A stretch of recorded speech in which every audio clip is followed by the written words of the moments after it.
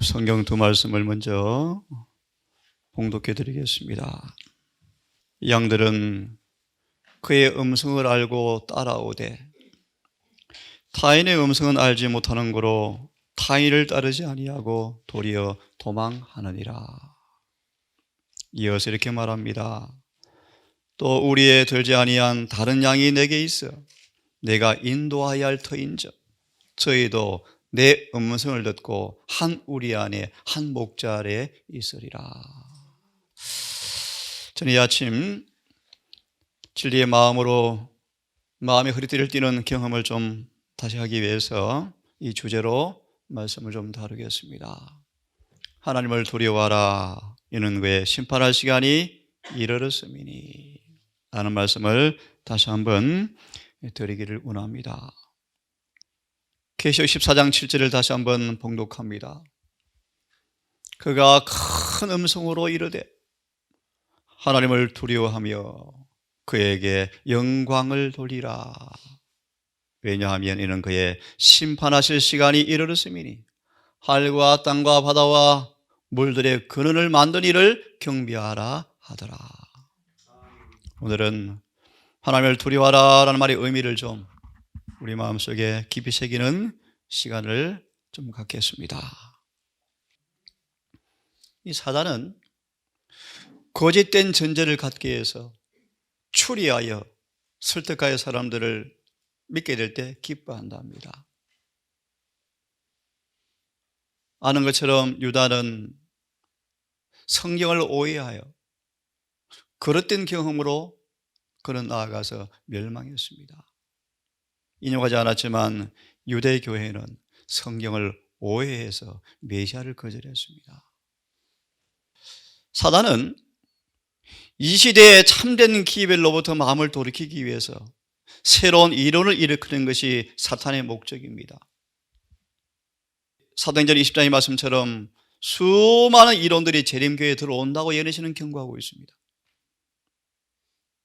거짓 해석, 거짓 큰 외침을 주어서 참 기별의 효과를 말살시키고 사람들을 거짓 흥분으로 만들기 위해서 강신설 구원 확신 받은 것처럼 착각시키는 기별들요, 십자가에서 이미 이루어진 구원이 완성된 것처럼 하는 거짓 해석들요, 뭐잖아 큰 외침이 들려지고 하나님의 품성을 받은 성령을 받은 사람들에게서 그분의 품성이 재현된 그 지식이 온 땅을 덮을 때가 임박한 증거 가운데 하나가 뭔가 이런 거짓 것들이 온다는 것입니다. 지금 남은 교회 안에 하늘의 성소 정결의 일을 방해하는 거짓 이론들이 난무합니다. 참 슬픈 일이에요, 여러분. 그래서 이런 기별자들이 있으면 좋겠습니다. 수도한 사람같이 많다는 것입니다.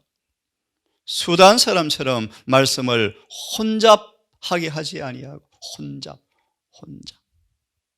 순전함으로 하나님께서 받은 말을 그대로 전하는 그런 기별자들이 이 교회에 있게 되기를 정말 간절히 바랍니다. 잘 아시는 것처럼 성경은 대부분 문자 그대로 풀이해야 합니다. 표상과 상징과 비유와 은유로 주신 것 외에는 그 언어의 분명한 뜻 그대로 해석되어야 한다. 오늘 한 예를 들어 드릴 것입니다. 근데 왜 많은 사람들이 성경을 그렇게 곡해할까? 예를 듭시다. 왜 수많은 사람들이 그렇게 명백한 말씀을 두고도 들어보실래요? 하나님의 뜻을 행하고 싶은 마음이 없는 거예요, 여러분. 없는 거예요. 오늘 어제 간절처럼 죄가 좋은데요, 자아가 좋은데요, 품는 거예요.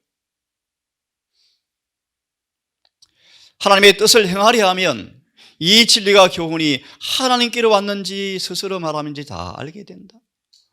제 개인의 간증입니다. 저는 누구한테도 예언의 신이 선자의 말씀이라고 증거받은 적이 한 번도 없어요. 읽으니까 다 믿어져 버렸어요. 참 감사하죠. 참 감사하죠.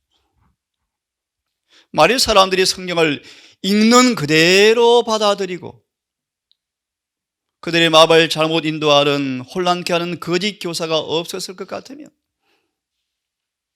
방황하는 수많은 양들이 우리 안으로, 조금 전에 읽었죠. 내가 지금은 우리 안에 있지 않지만 우리 알죠? 울타리. 내게 양들이 있어서 그들을 한 우리 안에 한 목자 아래 있게 하겠다. 늦은 빛입니다.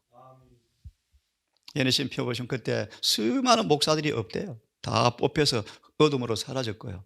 누가 진짜 주의 종인지 그때 드러난답니다. 그때 한 기별과 한 목자 아래, 한 우리 안에 한 백성만 있게 될 것입니다. 그때가 오기 전 이 교회가 정말 부흥되면 좋겠습니다. 성경의 해석을 예를 하나 드리겠습니다. 한 예를 드리겠습니다. 많은 사람들은 호세아 6장 1절을 호세아 5장 10절과 15절까지를 전혀 도외시하고 6장 1절을 이야기합니다. 사실 6장 1절도 설교하지 않습니다. 사실은요. 거의 하지 않죠. 뭘 합니까? 주로 이 3절만 설교하죠. 그런데 성경을 그렇게 해석하면 안 됩니다. 6장을 보시면 오라 15절 끝절을 연결해서 해석하셔야 합니다.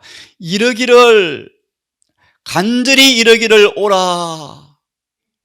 6장 1절을 해석하기 위해서는 뭘 공부하셔야 돼요? 5장 앞에 부분을 이해하셔야 돼요. 제가 시간이 없어서 빨리 해석을 해드리려 합니다. 빛을 많이 받은 이 남방 유다가 진리를 자꾸 지 마음대로 옮겨요. 조금 받은 이 개신교회가 하나님 사람 명령 따라하기를 좋아합니다. 유전을 좋아합니다. 우리에게 해석하겠습니다. 바로 시간이 없으니까요. 그래서 하나님은 빛을 조금 받은 사람에게는 약간 작은 몽둥이를 댑니다. 빨리 깨닫고 돌아오라. 빛을 많이 받은 유다에게는 조금 심한 채찍이 옵니다. 말을 안 들어요.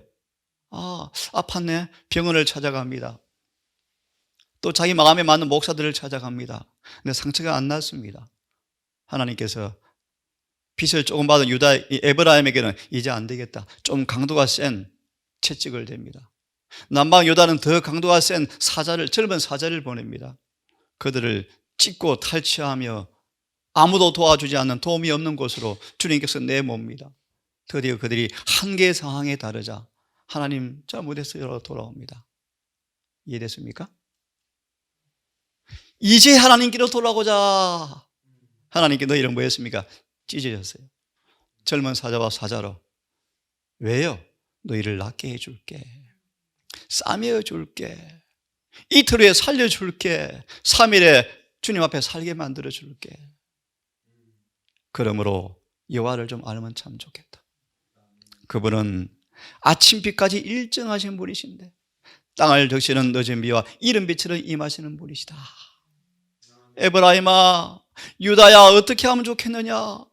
이런 하나님께 너희가 돌아오지 아니하므로 내 심판이 빛과 같이 임할 터인데 나는 인애를 원하고 제사를 원치 아니하니 번제보다 하나님 아는 것을 내가 원한다. 자세하게 설명할 시간이 없었습니다. 성경 이렇게 공부하는 것입니다, 여러분. 앞뒤 구절을 통하여 성경을 보셔야 돼요. 근데 주로 6장 3절만 주로 해석하죠. 6장 3절만. 늦은 비를 가리키는 사람일까지라도 이 3절만 인용하죠. 한 예를 들었습니다. 빨리 본론을 들어가야 되겠습니다. 하나님의 심판할 시간이 이르렀으니 하나님을 두려워하라. 많은 사람들은 하나님의 심판에 관해서 두려워하면, 건전한 두려움을 가지고 있으면 믿음이 없어 라고 하는 경향이 들어있다. 하지만 절대로 그렇지 않다.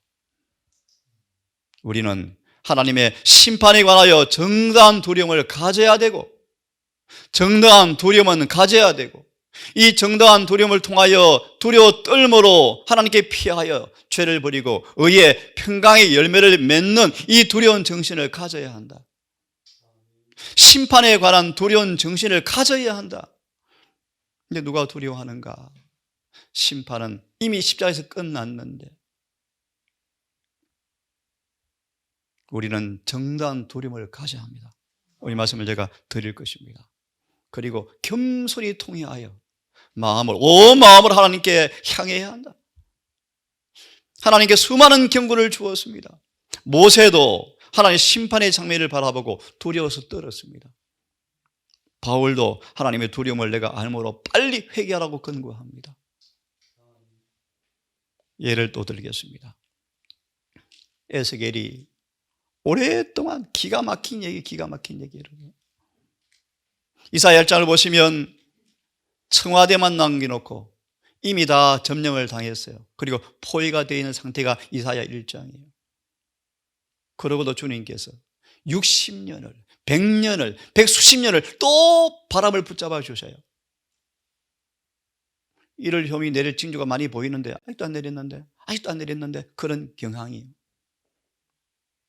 100년이 지나고 수십 년이 지나고 드디어 하나님께서 채찍을 대어서 1차로로 포로로 끌려가서 포로의 땅에서 에스겔이 빨리 회개하라, 늦지 않았어 라고 하는데 유다 사람들이 하나님, 에스겔을 통해 말한 것이 비유가 아니었습니까? 칼과 기근과 온역과 땅의 짐승으로 심판한다고 120년 이상을 외쳐왔는데 속담 아니었습니까? 속담?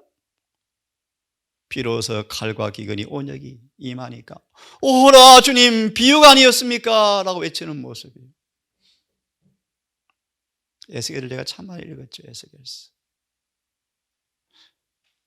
그들은 이렇게 말합니다. 백성이 모이는 것처럼 내게 나오며 내 백성처럼 내 앞에 앉아서 내 말을 들으나 그대로 행치 아니하니 입으로는 사랑을 말하지만 마음은 욕심을 따라 살고 있네. 그들이 음악을 잘하며 에스겔 보고 와 노래 잘하네, 설교 너무 잘하네요. 이런 설교 못 들어봤습니다. 고운 음성으로 사랑을 노래하는 같이 여겼지만 돌아가서는 그대로 살지는 아니하더라. 그런데 그 말이 응할 때, 이 구절이 굉장히 중요한 구절이에요. 그 말이 응할 때 그들이 한 선지자가 자기 가운데 있었던 줄을 비로소 알고 가슴을 치고 울 거예요. 이 구절이 위마의 신학과 교재입니다. 책 제목이에요. 책 제목. 우리 가운데 한 선지자가 있습니까 여러분? 있습니까? 선지자 이야기입니까 여러분? 선지자의 말입니까 여러분? 여호와의 음성이요. 여호와의 음성. 예언의 씨는 여호와의 음성이요. 그 말씀 앞에 여러분 두려워 겸비하기를 바랍니다. 모든 말씀을 아멘하기를 바랍니다.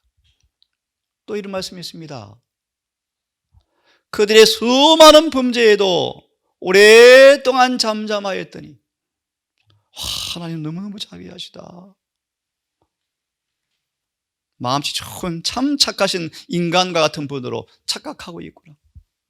하지만 내가 너를 책망하여 내 죄를 내 목전에 차례차례 베풀 때가 온다. 하나님은 인간이 아니다. 거룩한 분이시다. 응? 어떤 무리의 사람들은 땅만 차지하여서 땅만 버린 사람으로 기록되어 있다. 저를 포함한 많은 재림교인들이 그럴 수가 있습니다. 여러분, 심판장에 꿰뚫어 보시는 예수님이 심판장입니까? 요한복음 5장 22절. 아버지, 심판장에 꿰뚫어 보는 시선이 요한복음 2장에 소망의 성전 정결, 예수님의 꿰뚫어 보는 시선 앞에 다 도망가 버리고 벌벌 떨죠. 12제자가 그의 노예에 사로잡혀 버렸죠. 평소와 전혀 다른 예수의 모습을 바라보고 11제자도 신음소리가 새어나왔죠. 두려워 벌벌 떨면서 누가 능히 서리오 그랬죠. 연신 펴보세요. 성소 정결을 예시하는 모습이래요. 심판장에 꿰뚫어보는 시선이 이들을 주시할 때 그들의 무관심할 죄가 분명히 드러났고 창백하고 떨리는 입술로 그들은 자기들에게 주의 거룩한 신임을 배반했다는 사실을 시인할 수밖에 없게 되어지죠. 그때는 늦습니다. 늦어요.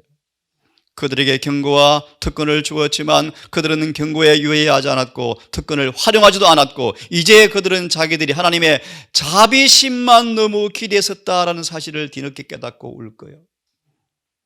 하나님은 정말 자비하시지만 공의로운 분이심을 잊지 마셔야 돼요. 예, 주제 들어갑니다. 성소 정결 오늘 기도한 것처럼 하늘 속죄 사업의 완성이 완성.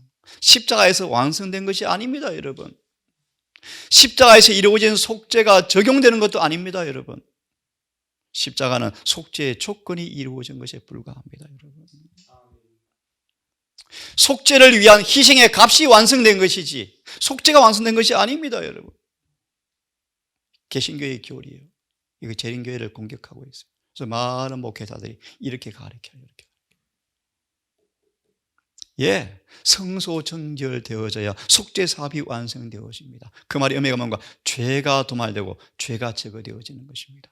십자가는 죄가 제거되는 것이 아닙니다, 여러분. 십자가는 우리에게서 죄가 제거되어지지만 하늘 기록책에 우리의 기억에 남아있는 것입니다, 여러분. 이것이 지워져야 성전 준비가 이루어집니다. 이 일을 하기 위해서 누가 속죄 혜택을 받을 것인지, 누가 받을 것인지, 누가 속죄 혜택을 받을 것인지, 영원히 무죄, 죄 없음,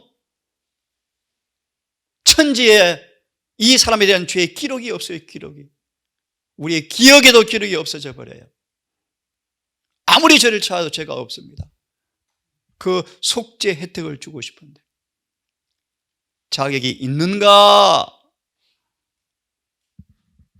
이 재림교회 많은 신학자들이 복음을 모르니까요, 개신교의 공격을 두려워해요.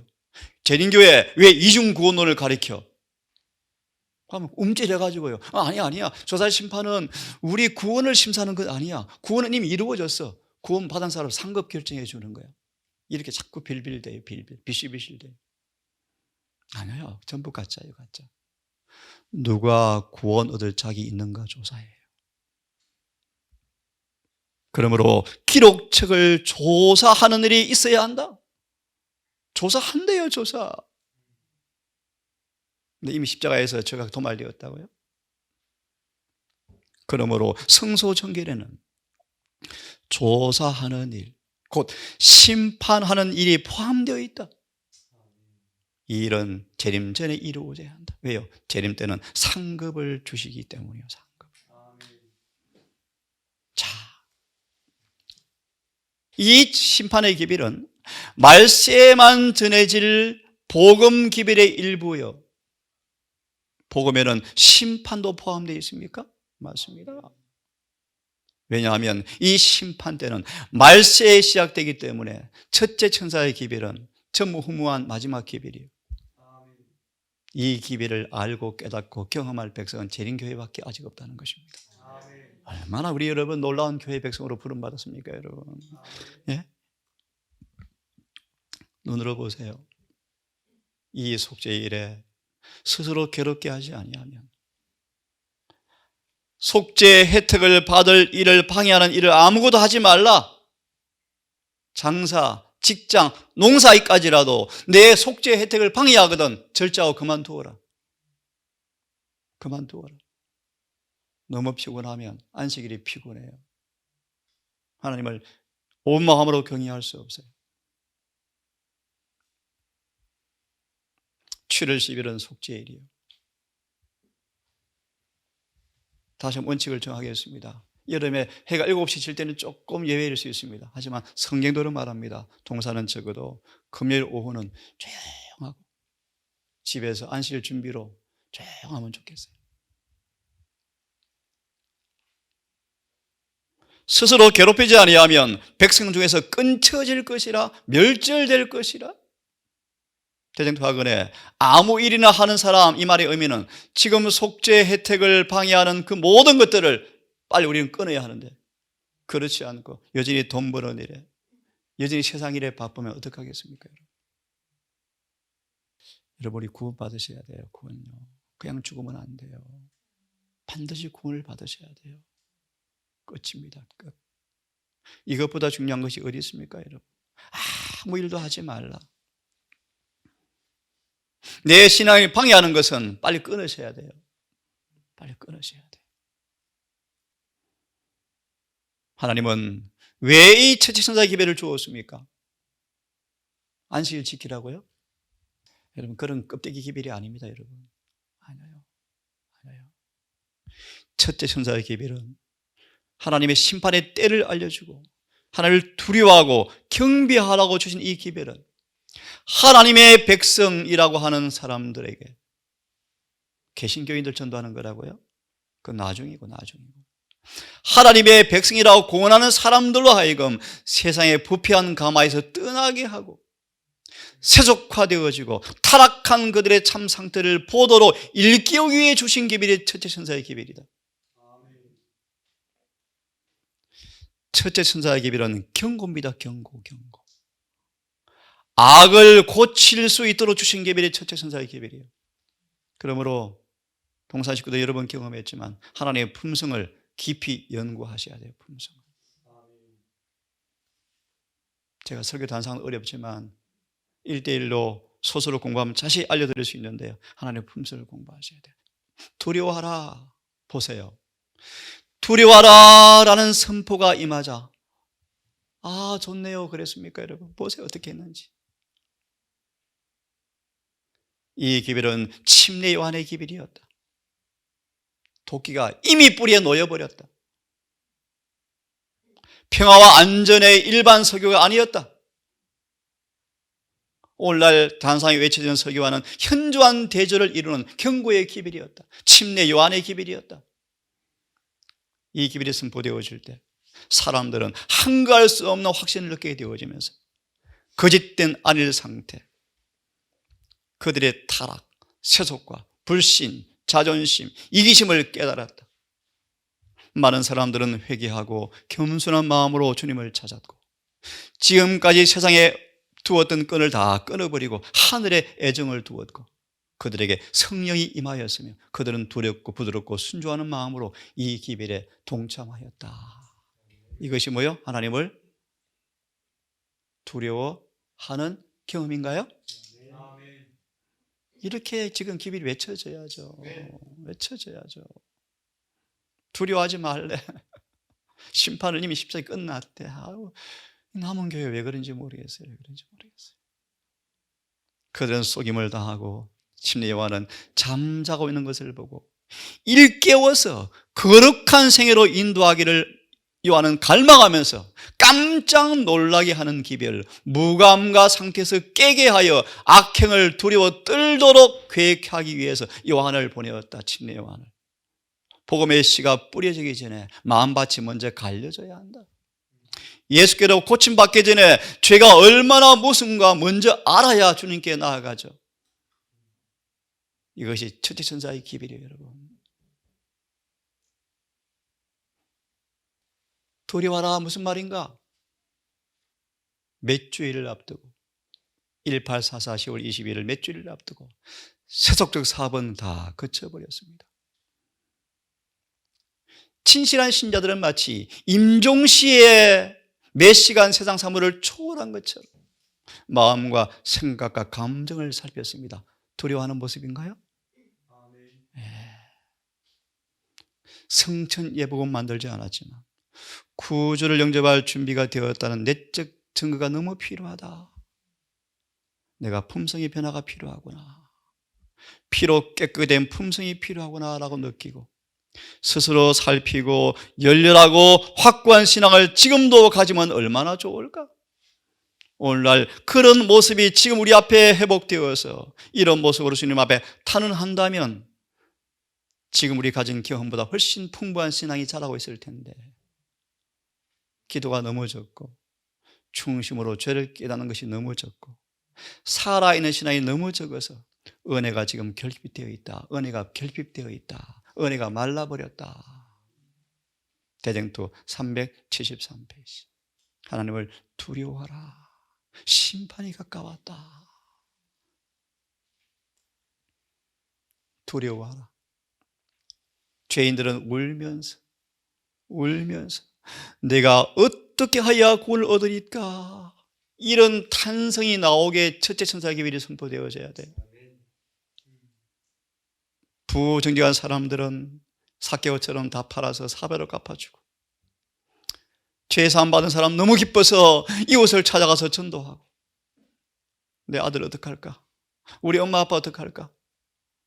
가족을 전도하기 위해서 밤새도록 기도하고 자존심은 장벽은 없어져 버리고 서로 죄를 고백하고 가장 가까운 친지를 구원하기 위해서 노력하고 이따금 기도 소리가 막 들려오고 어디나 죄를 회개하는 기도가 들려오고 많은 사람들은 죄가 용서받았다는 확증을 얻기 위해서 밤새도록 기도를 씨름하고 친척과 이웃을 회개시키기 위해서 밤을 새우면서 기도로 씨름을 하였다. 이것이 하나님을 많은 경험이요. 두려워하라. 여러분, 이렇게 성경이 깨끗하죠. 누가 심판을 두려워하는가? 오늘 이 말씀까지만 읽고 마무리하겠습니다. 심판 때 기록책이 펼쳐지면 예수를 믿은 모든 사람 생애가 다 드러난다. 우리의 사상과 동기와 생각과 기회가 주어지면 지을 죄까지 다 아신다 그러시는데 여러분, 누가 능히 서겠습니까? 여러분? 그러므로 빨리 죄악을 벗어야 합니다. 성령을 받아야 합니다. 성령.